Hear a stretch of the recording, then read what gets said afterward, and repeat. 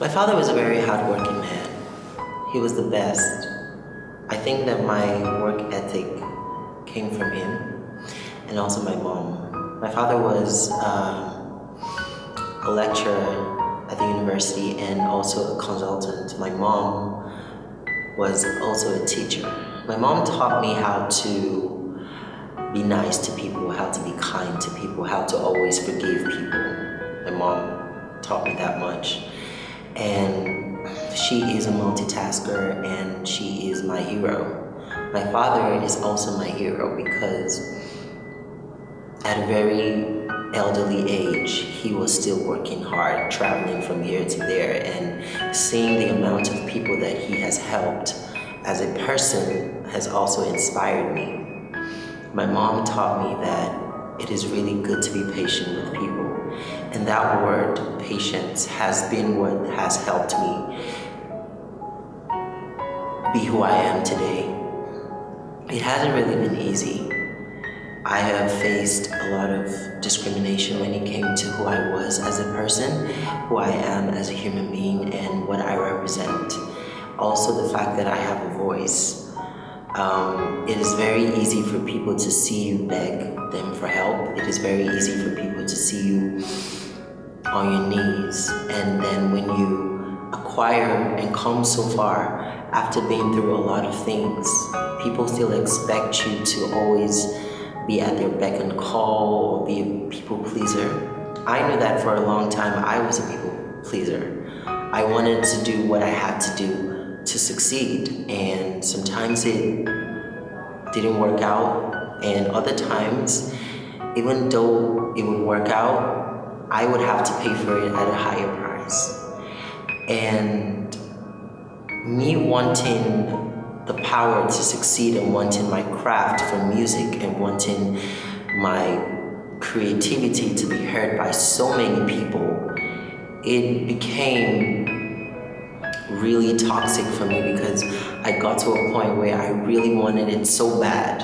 I wanted to have it so bad, and I would get depressed over it. I would always feel like every single thing that I'm working on is not working for some weird reason. I would always doubt myself. I would never believe that I could actually do stuff on my own.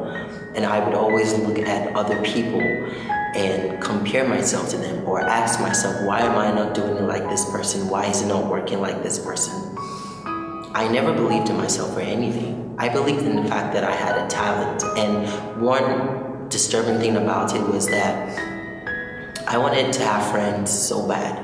But then I never believed that nobody wanted to be my friend, could even be my friend for me, myself. I felt like my talent was the reason why people would always smile at me and be nice to me. And I felt like that was my alter ego. Like it was hard for me to be myself around people except I was Jamal the singer or Jamal the person in front of the camera. And that really made me feel like I was living two lives. For the life of me, I could not be myself. It was hard for me to be myself. I would always say that the one thing that I had always wanted was therapy. I felt like at some point I needed therapy because the amount of depression that I went through as a person, people would always tell me that there is nothing that I need that I don't have. There's Joshua or Jamal. There is nothing for you to be sad about. You have everything, but nobody knows what goes on in here. And every single day, I know that I doubt myself a lot, but at the same time, I was able to come to a place where I understood that God had my back. There was a time where I was very suicidal. There was a time where I was actually very suicidal. And I woke up that morning and the only thing that I could think about was committing suicide.